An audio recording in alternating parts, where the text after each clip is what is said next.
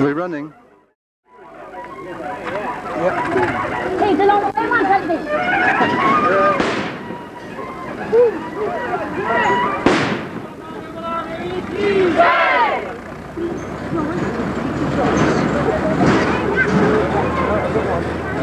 I'll look after. Yeah, keep out.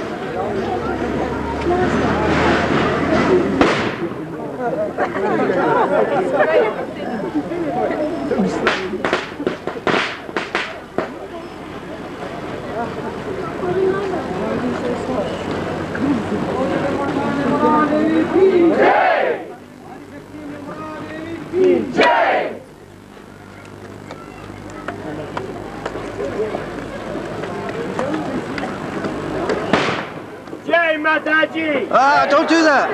Jai Mataji! Jai Mataji! Jai Mataji! Jai Mataji! Jai Mataji! Jai Mataji! Jai Mataji! Jai Mataji! Jai Mataji! Jai Mataji! Jai Mataji! Jai Mataji! Jai Mataji! Jai Mataji! Jai Mataji! Jesus, I shouldn't do that. Jai Mataji! Jai Mataji! Jai!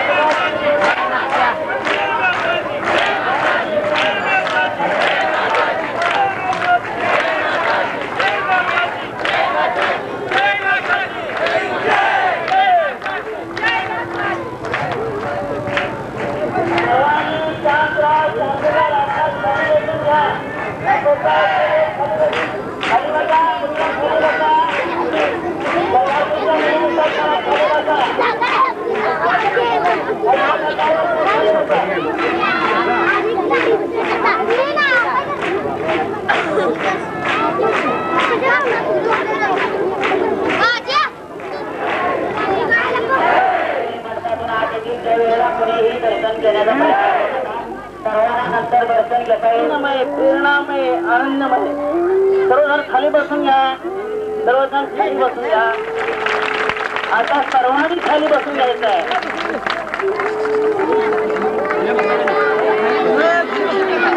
सर्वांनी खाली बसून घ्यायचं आहे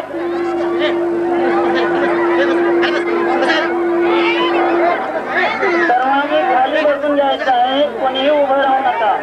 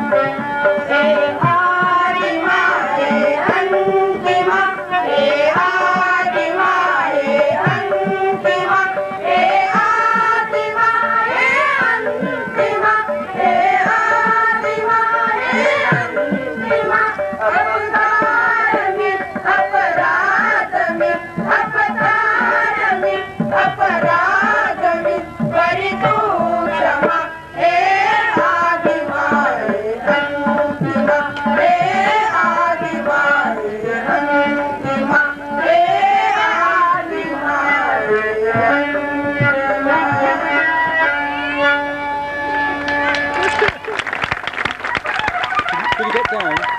Please, all of you. Get out the way a minute.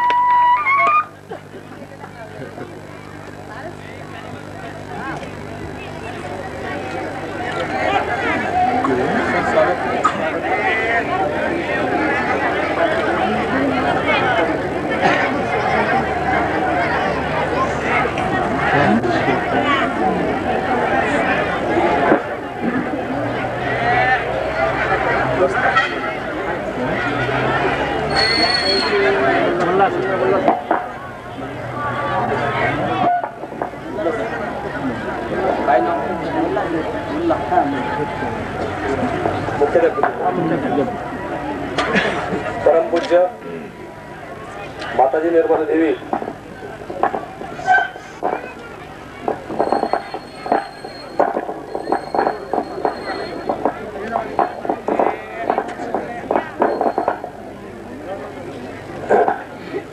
परमपूज्य माताजी निर्मला देवी संत तुकाराम विद्यालयाचे मुख्याध्यापक माननीय मुल्ला सर, त्याचप्रमाणे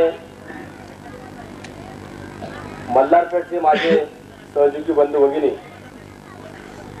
आणि देशाविदेशातून आजच्या ह्या समारंभाला आलेले सहयोगी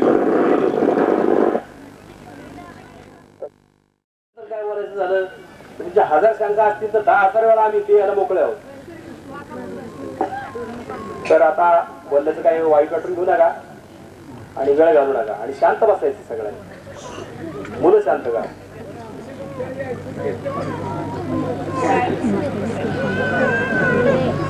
तर आता माझे एवढे 2 शब्द सांगून मातांची सेवेने मी प्रार्थना करतो आणि त्यांनी आपल्याला अनुग्रह जय माता.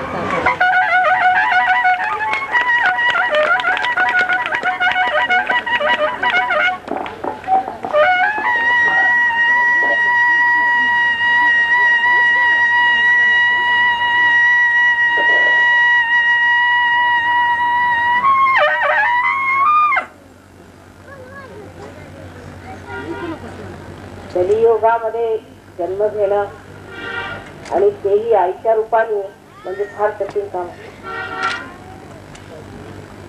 गुरु म्हटला की त्याचा आपोआपच सगळ्यांना वचत होतो. आई म्हटली की प्रत्येक मानवाला असं वाटतं की आपल्या जी हक्काची आई आहे, आपण कसंही तिच्याशी वागलं की आपल्याला क्षमा. तेव्हा सहयोग आईच्या रूपाने साध्य करणं तर व्हावंच लागतं, कारण त्याच्याशिवाय होणारच नव्हतं. आईच राहायला पाहिजे, दुसऱ्या कोणाच्या शक्तीतच नव्हतं हे काय. पण मल्हारपेठेत सत्कार बघून आईच्या त्या कलियुगात फार आश्चर्य आणि फार आनंद होता. म्हणजे कलियुग बदलून कृतयुगाला सुरुवात झाली आहे असं पंचांगात आहे, ते खरं आहे. ते आज मात्र मला पडलं. आम्ही एक स्त्री आहोत, ते आई आहोत. म्हणजे एक तऱ्हेचा दुबळेपणा आहे हृदयाला. तुमचं काही वाईट झालं तर तेही दुखतं, त्याने त्रास.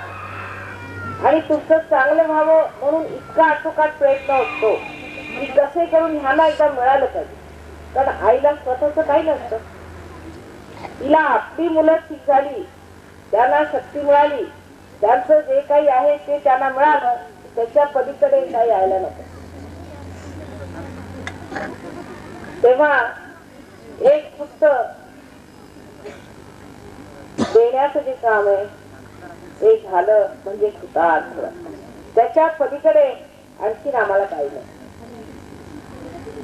आपण इतकी मंडळी मल्हारपेठेत सहयोगाच्या कार्यक्रमाला आलात म्हणजे किती भाविक आणि किती सात्विक.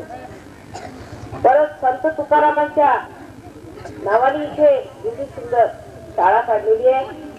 त्याबद्दल मला इथे मुख्याध्यापक जे आहेत ते मला दिसले नाहीत कोणते आहेत ते, पण त्यांना अत्यंत त्यांचे आभार मानायचे. संत तुकाराम म्हणजे दुसरे कुणी नसून आमचेच आपले स्वतःचेच आहे.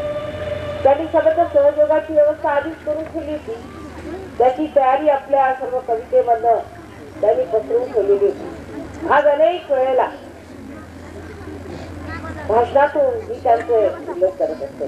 इतकंच नव्हे पण ही जी मंडळी परदेशातली आली आहे त्यांनी सुद्धा त्यांची भजनं शिकलेली आहेत आणि मराठीत व्यवस्थित म्हणतात. त्यांची भजनं म्हणतात. आता तुम्हाला कधी जर ऐकायला मिळाली तुम्हाला आनंद वाटेल की हे मराठी भाषा शिकून आले आणि मराठी भाषेत संत तुकारामांची भजनं चांगलीच पाठ करून ठेवलेली आहेत त्या लोकांनी. त्याचे अर्थ काय आहे, त्याचे काय बुद्धीचा अर्थ काय आहे वगैरे सगळं शिकून झालं. पण आपल्याकडे मात्र थोडं धर्माकडे मनुष्याला जास्त नसते. कारण आपण खरोखर विशेष जरी आपल्याला एवढी श्रीमंती नसली तरी आपण एक विशेष आहोत. कारण ह्या सह्याद्रीच्या पठारावर आपल्याला माहिती आहे की 3.5 एटोळे घालून विश्वाची कुंडलिनी बसलेली आहे. 3.5 पीठं जी आहेत ती ह्या आपल्या महाराष्ट्रात इतकं सगळे पण अष्टविनायक सुद्धा ह्या महाराष्ट्रात म्हणजे आपल्याला पृथ्वीचं फार मोठं देण आहे आणि फार महत्वाची आपली भूमी आहे. आणि ह्या भूमीवर तुम्ही जन्मल्यामुळे ह्या भूमीचं जे दान आहे ते तुम्हाला रात्रंदिवस मिळत असतं. ह्याचं जे काही खाणं पिणं वगैरे आहे ते सगळं तुम्हाला व्यवस्थित मिळतं. ते सगळं मिळालेलं आहे. हे सस्यश्यामला भूमीमध्ये इथे आपण आता इतक्या भरभराटीला आलो की आपल्याला आश्चर्य वाटेल. माझी आई नगरची होती आणि तिच्यावरील श्रीमंत होते. ते मुंबईला जायचे आणि तिथून द्राक्ष घेऊन यायचे. जमनचे द्राक्ष घेऊन यायचे. आणखी फक्त तिलाच खायला मिळायचे आणि इतर मुलींना शाळेतल्या मिळत नसे. तर जेव्हा लग्न होऊन ती नागपूरला गेली तर मला सांगत होती की बाई मला एक वाटतं की आमच्या नगरच्या लोकांना कधी द्राक्ष खायला मिळाली नाही. त्याने कधी द्राक्ष पाहिली नाही. तिथे जर कोणाला द्राक्ष खायला मिळालं तर किती बरं होईल. म्हटलं म्हणजे तुम्ही काळजी करू नका. आणि आज बघा शेवटी सुबत्ता तुमच्याकडे आहे. किती फरक झालेला आज त्या नाही आहेत पण त्या लोकांच्या सगळ्याच्या आत्म्याला किती आनंद झाला असेल. त्या जेवढी सुबत्ता लोकांमध्ये आहे. पण सुबत्तेवरून धर्म वाढला तर परमेश्वरावरची भक्ती वाढली पाहिजे. परमेश्वराचं साम्राज्य हे विश्वास केला पाहिजे. पण सुबत्ता आल्यावर माणसाला थोडंसं मीच हे केलं. पण मनुष्य काय करू शकतो तुम्ही सांगा. जर एखादं झाड पडलं आणि नेलं तर त्याचं तुम्ही फर्निचर करू शकता. पण एका बीला तरी तुम्ही रोखू शकता का? किंवा एका फळाचं तुम्ही म्हणाल तर बी काढू शकता. पण एका फुलाला तुम्ही फळ करू शकता का? काहीच करू शकत नाही. सर्व जिवंत कार्य हे परमेश्वराच्या शक्तीने होत. ही परमेश्वराची जिवंत शक्ती आहे. त्यानेच आपल्याला मानव सुद्धा केले आणि ते सहजच केले. सह म्हणजे तुमच्या बरोबर जन्मलेला असा हा योगाचा अधिकार आहे की तुमच्यामध्ये कुंडलिनी आहे. त्याबद्दल ज्ञानेश्वरांनी सांगितलेलं आहे. अनादी काळापासून हे चाललेलं आहे. सगळे सहजच व्यवस्था आहे. ही सर्व सृष्टीची रचना सहज आहे. त्याचं तुमचं हे मानव होणं सुद्धा सहज आहे आणि त्या पलीकडे अति मानव होणं सुद्धा सहज. काही त्याला कर्म करत नाही, काही त्याला त्रास नाही. पण प्रत्येक वेळेला जेव्हा जेव्हा असं काही झालेलं आहे तेव्हा एकाला कुणाला तरी येऊन हे कार्य करावं लागतं. त्यात आता आमची नेमणूक झाली आहे म्हणून हे आता कार्य होत आहे. तरी अनेकांनी ह्याचा फायदा घ्यावा. स्वतःला अति मानव करून घ्यायचं. ते सगळं आपल्यामध्ये आत्मा आपल्यामध्ये आहे आणि कुंडलिनी आपल्यामध्ये आहे. फक्त कुंडलिनीचा संबंध आत्म्याशी झाल्याबरोबरच त्या सर्वव्यापी शक्तीबरोबर आपला संबंध होऊन आता असं गारगार वाहूया. डोक्यातून इथून रबर रंगात असं गारगार वाहूया. आता 6व्या अध्यायामध्ये का सांगितलं की तो व्यर्थ आहे. कदाचित काही ब्राह्मणांनी उगीच ह्यांना काही मिळू नये म्हणून सांगितलं असेल किंवा का सांगितलं मला समजत नाही. पण कुंडलिनीच्या नावावर सुद्धा अत्यंत गोंधळ लोकांनी करून ठेवले. कारण ज्यांना अधिकार नाही त्यांनी हे कार्य करायचं नाही. अधिकार हा परमेश्वराचा नाही. अशा माणसाला ते पावित्र्य असावं लागतं. ज्या माणसामध्ये स्वतःचं पावित्र्य नाही तो दुसऱ्याच्या कुंडलिनीला हात कसा घालू शकतो. कारण कुंडलिनी ही तुमची अति पवित्र अशी आई आहे आणि ती प्रत्येकाजवळ आहे. तिला तुम्ही मलिन नाही करू शकता. ती अत्यंत पवित्र अशी तुमची शुद्ध इच्छा. बाकी सर्व तुमच्या इच्छा विकृत होता पण ती शुद्ध इच्छा परमेश्वराला मिळवण्याची जी शुद्ध इच्छा आहे ती तिथे सारखी बसलेली. आणखी म्हणून तिला म्हणतात ती सुप्तावस्थेत आहे. कारण अजून तिचं जागरण झालेलं नाही. आणि ते जागरण तेव्हाच होऊ शकेल जेव्हा त्या कुंडलिनीला हे कळेल की समोर कोणीतरी अशी व्यक्ती आहे जी त्या कुंडलिनीच्या कार्याला जाते. आता आमच्यामुळे म्हणा किंवा इतर सहयोगांच्यामुळे इतर पुष्कळ लोक पार झाले. त्यातले काही लोक झाले आणि बरेच सहयोगी लोकांनी इथे येऊन एवढं मोठे इथे परत कार्य सुरू केलेलं आहे. आता असंच मल्हारपेठेत मग पुढे असं वाढत हे सहयोगाचं कार्य सुरू करत होतं आणि हे पसरणारच. कारण ह्याबद्दल पूर्वी हजारो वर्षापूर्वी भाकीत झालेलं आहे. हे भाकीत म्हणजे आपल्याला आश्चर्य वाटते की भृगुमुनी हे हजारो वर्षापूर्वी 16-17 हजार वर्षापूर्वी म्हणतात लिहून गेले. आता त्यांचे किती हजार वर्ष झाले याबद्दल वाद घालण्यापेक्षा असं त्यांनी कितपत जुनं नाडी ग्रंथामध्ये लिहून दिलेलं आहे की 1970 सालापासून हे कार्य सुरू होणार आहे.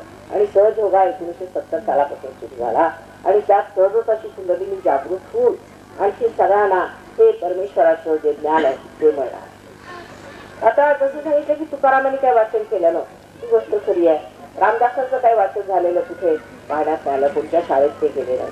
चोखा मेळा झाले किंवा कुणीही झाले, सखुबाई झाल्या किंवा नामदेव झाले, यांनी कोणत्या शाळा युनिव्हर्सिटी पाहिल्या नव्हत्या. पण शाळा युनिव्हर्सिटीत जाणं वाईट आहे असं मी म्हणत नाही, पण शाळा युनिव्हर्सिटीत जाऊन तुम्ही परमेश्वराच्या वर होत. शाळा युनिव्हर्सिटीत जाऊन लोकांना वाटतं की जे पुस्तकात आहे ते परमेश्वराच्या वर आहे. इथेच माणूस चुकतो. हे सुद्धा ज्ञान परमेश्वरापासून आलेलं आहे. सगळं ज्ञान परमेश्वरापासूनच येतं. पण शेवटी आत्म्याचं दर्शन झाल्यावर त्यात आतूनच ते ज्ञान एवढं आणि सर्वसाधारण मनुष्य सुद्धा आधी इतका संतांसारखा बोलू लागतो. सहजयोगाने पार झाल्यावर आपण सर्व संतोष आणि संतांना काही तुम्ही घरद्वार सोडून पलायनवाद घेण्याची गरज नाही. घरातच राहून मुलाबाळांमध्ये राहून आपला संसार चांगला साजरा करून अगदी व्यवस्थितपणे नांदून त्या घरामध्ये एक तऱ्हेचं परमेश्वराचं साम्राज्य आणलं पाहिजे. आणि ते साम्राज्य सुखदायी, आनंददायी आणि मंगलमयी असेल. ते जर झालं नाही तर ते परमेश्वराचं साम्राज्य नाही. असा ईश्वरीय अंश तुमच्यामध्ये जागृत झाल्याबरोबर तुमचं वागणं स्वतः ईश्वरीय म्हणतात. आता इथे जी मंडळी आलेली आहेत बाहेरून जसं यांनी सांगितलं ते लोक तर तुमच्या मानाने पुष्कळच जास्त पुष्कळ जास्त. पण हे म्हणजे संत खरं म्हणजे ह्यांची एक स्थिती फार उच्च प्रतीची नसली पाहिजे. कारण आज हे पार झाले आणि उद्या सगळं सोडून जात ही स्थिती आपल्या महाराष्ट्रात मी एवढी पाहिली नाही आहे. तरी पुष्कळ चांगलं आहे. पण तरी सुद्धा एका दिवसात आज पार झाले आणि उद्या सगळं सोडून आणि व्यवस्थित झाले असे हे लोक म्हणजे किती मोठे संत असायला पाहिजे. म्हणजे याची पूर्वजन्माची केवढी कमाई असायला पाहिजे. त्याच्याशिवाय काय होऊ शकत नाही की आजच यांना मी पार केला आणि उद्याच्या दिवशी सगळं मोकळं सोडून अगदी कमळासारखे वर आले, सगळे चिखलाचे राहून गेलं आणि सगळे वर आले. हे मात्र मला ह्यांचं पण फार आश्चर्य. हे ह्यांचं विशेष आहे. बरं त्यांना तुमच्यासारखी धर्ममीमांसा नाही, त्यांना काही लहानपणापासून तसं वळण मिळालेलं नाही. जसं वागायचं तसं वागा, आईवडिलांचं तेवढं लक्ष नाही, घर वगैरे अशी काही व्यवस्था नसताना सुद्धा त्या लोकांनी जसा जो आत्मसात केला आणि जो डोक्यावर धरलेला आहे त्याच्याकडे पण मला कधी कधी आश्चर्य वाटतं की आपल्या महाराष्ट्रात आपण रोजच धर्माबद्दल ऐकत असतो आणि आपल्याला एवढे एवढे मोठे संत झालेले त्यांनी लहानपणातच आपण त्यांची अभंगवाणी वगैरे म्हणत असताना सुद्धा जेव्हा आपल्याजवळ हा धर्म येतो आपल्याला जागृत होतो तेव्हा मात्र आपण एवढा देण्याने जगत का. कारण कदाचित आपल्याला अति माहीत असल्यामुळे अति परिचयात अवज्ञात होत आणि त्यामुळे लोक एवढं त्याच्यात जमत नाही. पण खरं सांगायचं म्हणजे आपल्या देशामध्ये इतकं वरदान आहे परमेश्वराचं. इतका आपण खरोखर इतके भाग्यवान लोक त्याची आपल्याला कल्पनाच नाही आहे की ह्या लोकांनी काय काय दुःख केले काय काय त्रास असो. जे असेल हे झालं. आता मात्र पुढे सर्वांनी सहयोग सहयोगामध्ये म्हटलं तर अनादी आहे. पूर्वी काळचा आलेला आज तसाच आहे आणि पुढे अत्यंत मॉडर्न पण आहे. कारण ह्याच्यामध्ये सर्व धर्मांची शक्ती मिळवते. तेव्हा अगदी सगळ्यात लेटेस्ट म्हटलं तरी अगदी मॉडर्न हा धर्म आहे की दत्तात्रयाचा संबंध रामाशी काय आहे, दत्तात्रयाचा संबंध मोहम्मदाशी काय आहे, याचा संबंध इतर गुरु लोकांशी काय आहे, सर्व जगातले गुरु हे कोण कोण दत्तात्रयाचे अवतरण झाले हे सगळं काही सहयोगात. मग सीतेला झालेली 2 मुलं लव आणि कुश त्यांचं काय झालं, हे कुणाचे अवतरण आहेत, त्यांची अवतरणं काय झाली, ते पुढे बुद्ध महावीर कसे झाले वगैरे सगळं काही तुम्हाला सहयोगात ठरते. आणि बरं हे जे आपण काय बोलत आहोत आजपर्यंत बोलाचं भात बोलाची सकडी पण आता मात्र हे तुम्ही सिद्ध करू. एक मनुष्य मुसलमान होते इराणात आले डॉक्टर त्यांना पोटाचा भयंकर कॅन्सर झाला. तर मी त्याला म्हटलं की तुम्ही दत्तात्रयाला मानता का. ते म्हणे नाही आम्ही फक्त मोहम्मद साहेबांना मानतो. पण म्हटलं ते एकच होतं ते आम्ही मानायचं आहे. आम्ही फक्त मानतो ते फक्त मोहम्मद साहेबांना बाकी आम्ही कोणाला मानतो. म्हटलं जर तुम्ही हे मानलं नाही तर मी सुद्धा ठीक करू शकत नाही म्हणूनच तुम्हाला पोटाचा कॅन्सर. तर ते काय मानायचं आहे म्हटलं पण तुम्ही आता घरी जा मग माझ्या मी पुढे काय करू शकत आहे माझे मी हात टेकले तुमच्याकडे. तर त्यांच्या बायकोला थोडं शहाणपण आलं. 8 दिवसांनी परत घेऊन आली त्या काही मरायला टेकले तेव्हा आता तुम्ही काय म्हणाला ऐकते. मी म्हटलं आता म्हणा तुम्ही की मोहम्मद तुम्ही दत्तात्रय आहेत का असा प्रश्न विचारा. मोहम्मद साहेब तुम्ही दत्तात्रेय आहात का असे प्रश्न विचारा. करता करता त्यांचा आन्सर एकदम आता आम्ही तुम्हाला सिद्ध करू दाखवतो. आता कुंडलिनी जागृत झाली. समजा जर ही कुंडलिनी इथे येऊन अडकली तर हे कोणतं चक्र आहे. आता तिथे अडकली तर कोणतं नाव घेतलं पाहिजे. ते जगदंबेचं नाव. आता जर जगदंबेचं नाव तुम्ही आधीपासून सुधीचंच घेत असता. आता पुष्कळांना आहे आम्ही हा मंत्र घेतला, आम्ही तो मंत्र घेतला, आम्ही रामाचा मंत्र घेतला आणि आम्हाला काय आजार आहे तर दमा होणार.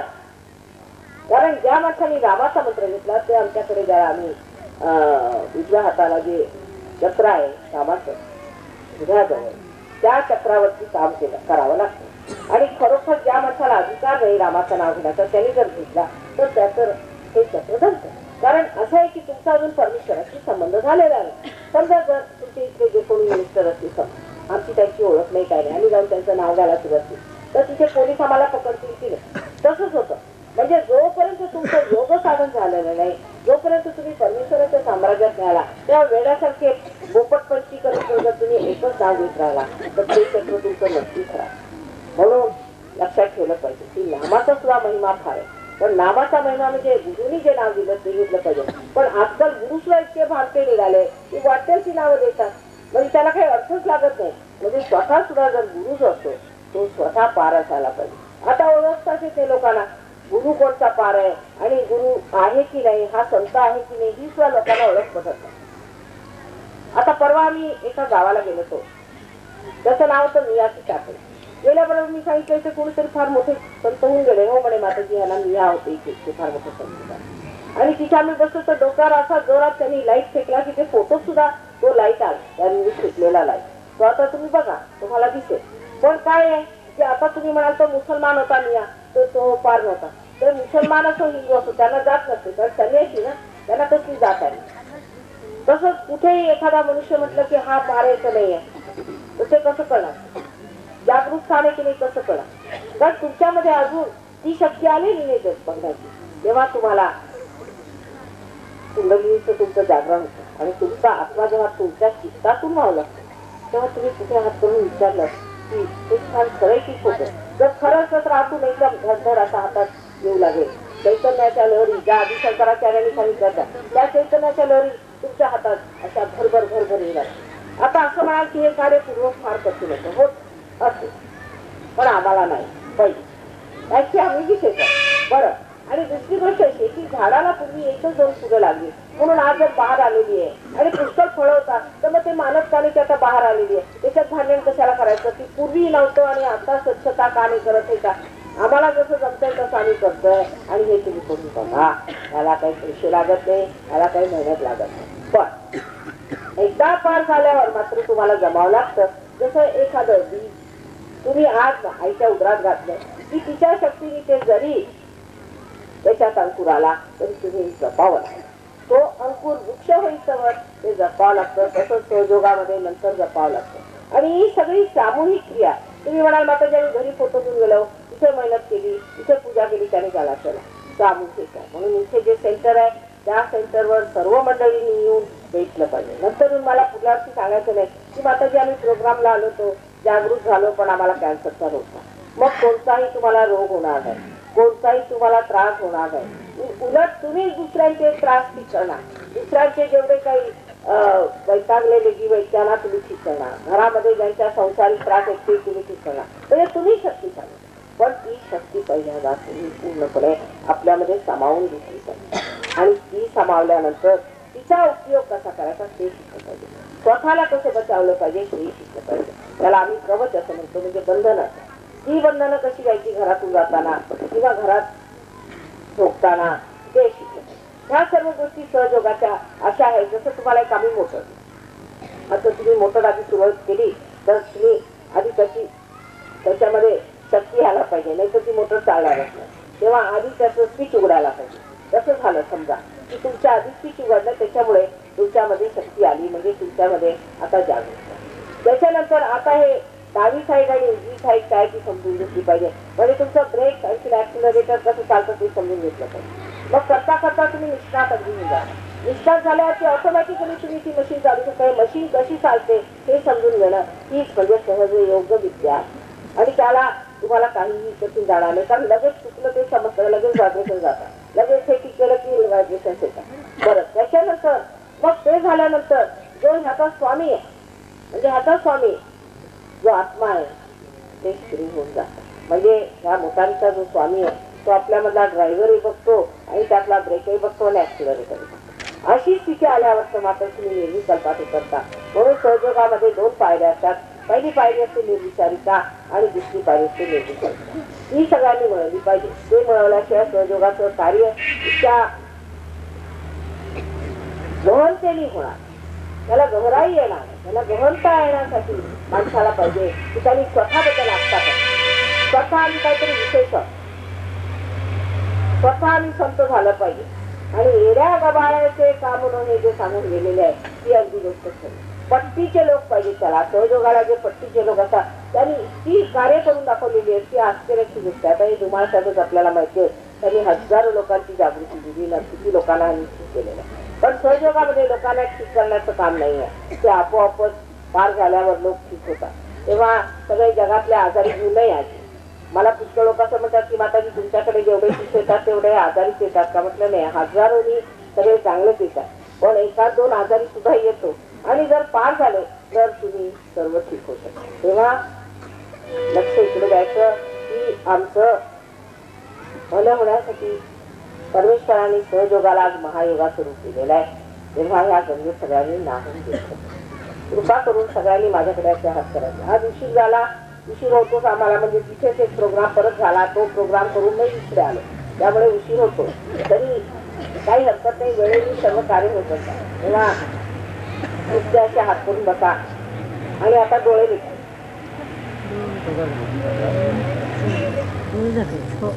फक्त डोळे मिटायचे, काही दुसरं करायचं.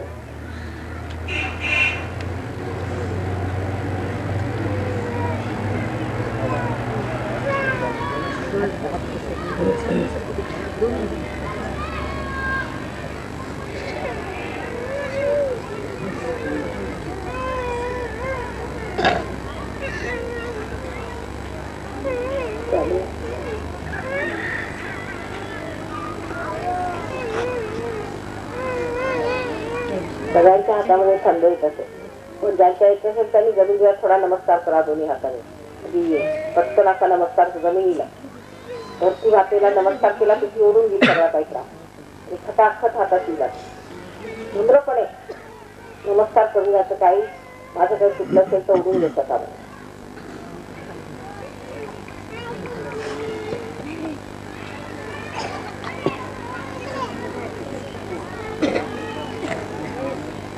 हलू नाही, हल्लं बिडलं नाही. जे हलत असते त्यांनी डोळे उघडायचे. ही काही चांगली लक्षणं नाही. ज्यांचं अंग हलतंय त्यांना काहीतरी त्रास आहे.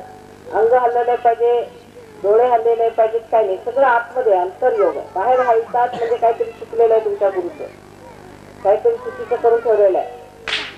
ते बरोबर नाही. डोळे उघडे ठेवायचे, काहीही बाहेर तमाशा नाही करायचा. अगदी डोळे उघडे ठेवायचे. अशा लोकांनी ज्यांना हलायला होतं किंवा अंगात वारे येत असे लोक त्यांनी डोळे उघडे ठेवायचे.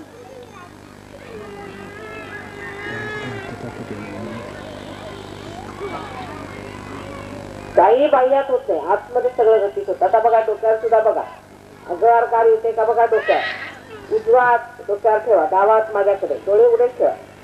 टाळूवर बघा, टाळूवरती अधांत्री धरायचा, अधांत्री धरा आणि फिरून बघा गारगार येते का बघा. वरती अधांत्री धर येते ना, आलं का बघा. सरांनी टोपी काढून बघा काय कसं गार वाटत. आता गारच वाटणार आहे सगळ्यांना, पुन्हा सुद्धा गार वाटणार आहे. दुसरा हात करून बघा येतोय का गार. हे बघून घ्या. सकाळी आपण उठलो पहिले जमिनीला नमस्कार करायचे, मनात गणेशाचं स्मरण करायचं. डावा हात आता माझ्या बरोबर तुम्ही असा द्यावा, बिंदूला समांतर, बिंदूच्या खाली असा दिसते सगळ्यांना. असा हात ठेवायचा, अंतर अंतर ठेवायचं. त्याच्यानंतर हा उजवा हात असा घ्या, तर असा वर उचलायचा. असो जसं आपण दोरा गुंडाळतो ना, दोरा गुंडाळत चालल्याची कल्पना करा. ठीक आहे, असं वाऱ्याची उचल येते थोडा जोरात. आणि आता गाठ मारायची. हा एक परत घ्या हात खाली घ्या. परत दुसरा परत घ्या. हात बघा आतून बाहेर आला पाहिजे, जसं दोरागून नळतोय आपण याला. तुम्ही उलट करताय. डावा स्थिर ठेवायचा, उजवा हात असा फिरवायचा. फिरवा जोरात. मारा का दोन दोन झालं. आता तिसऱ्यांदा 3 नाडी करतात, 3 गाठी मारायची. परत हात घ्या, आतून हात फिरवायचा.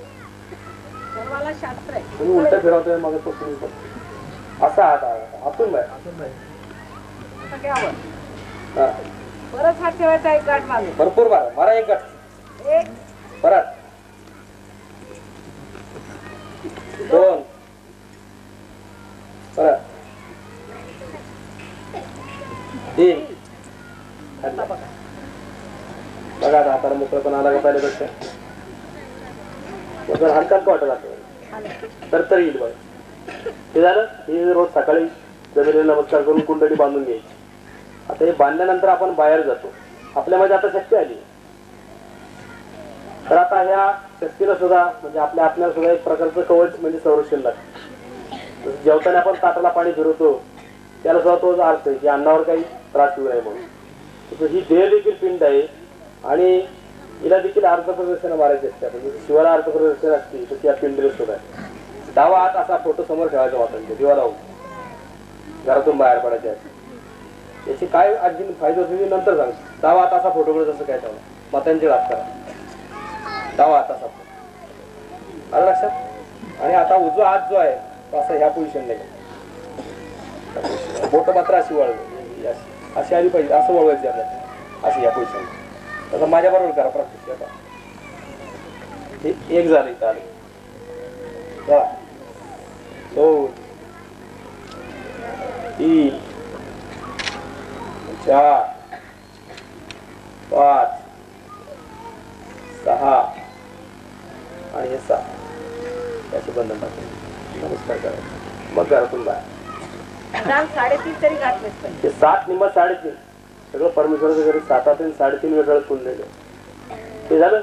झोपताना देखील अशी बंधन घालून झोपायची म्हणजे काही निद्रा असायची त्रास, वाईट स्वप्न पडणं, त्या क्रिया बंधन. त्या बंधनाने तुमचं स्वतःचं संरक्षण होतं. अनेक लोकांशी आपण भेटतात, नकळत त्याचा परिणाम होतात. म्हणून फार कर्मठपणापूर्वी ब्राह्मण करत होते, परंतु आता आपल्याला एक शक्तीचं वलय. तर कर्मठपणा करण्याची काय आपल्याला गरज नाही, तर आपल्यामध्ये देव. त्याच्यानंतर आपल्याला सहयोगाविषयी काही जी माहिती वगैरे लागेल, पुस्तकं, फोटो वगैरे, तिथल्या केंद्राचा वार. आता आपण असे आत करा. आपल्यामध्ये आले. आता हे मशीन आपलं चालू झालं जे सुप्त अवस्थेत होतं. आणि आता मनात माताजीला 3दा प्रश्न करा की माताजी ही ब्रह्मशक्ती आहे का मनात.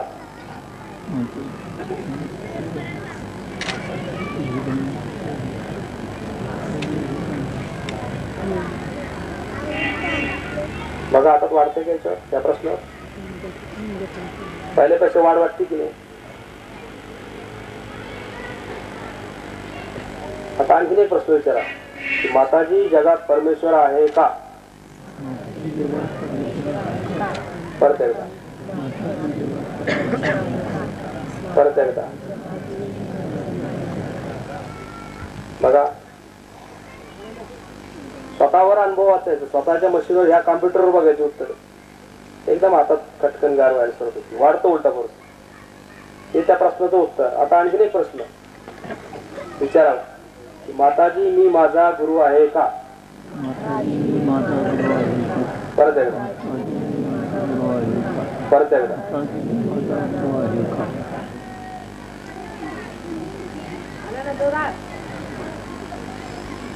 ते बघा गुरु तत्व जागृत झाले तुला. आता तुम्ही स्वतःचे गुरु झाले.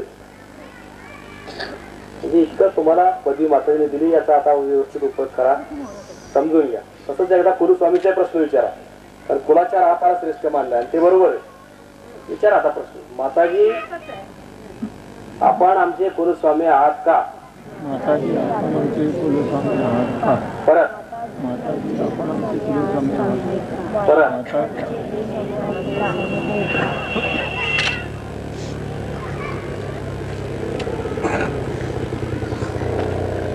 बघा या प्रश्नावर मनामध्ये स्थिरता आणि निर्विचारता येते की नाही. सगळं एकदम डोक्यावरचं ओझं हलकं झालं. कारण आत्म्याला जे पाहिजे ते सरळ साठी मिळालं संपलं. आता इथून पुढे तुम्हाला काळजी वाटणार. आता पुढची दशा जसे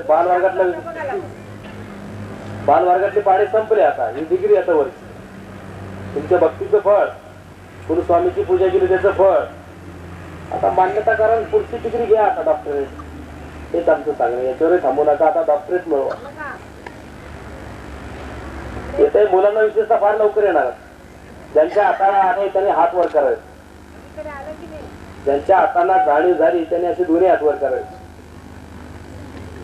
एकदा फोटोग्राफ वर करा. भरपूर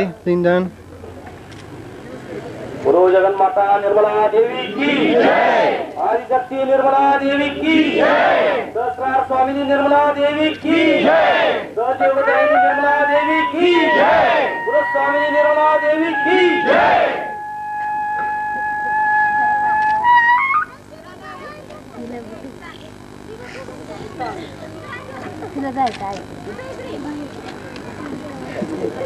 आता कार्यक्रम संपलेला आहे. कृपया सर्वांनी आता शांत ठिकाणी बसून राहा माताजी ज्यापर्यंत. आणि ज्यावेळेला माता जाते त्यावेळेला एक मनामध्ये नम्रता म्हणून एक 5 मिनिटं आहे त्या जागी उभं राहा. कृपा करून. गुरु जगन्माता निर्मला देवी की जय.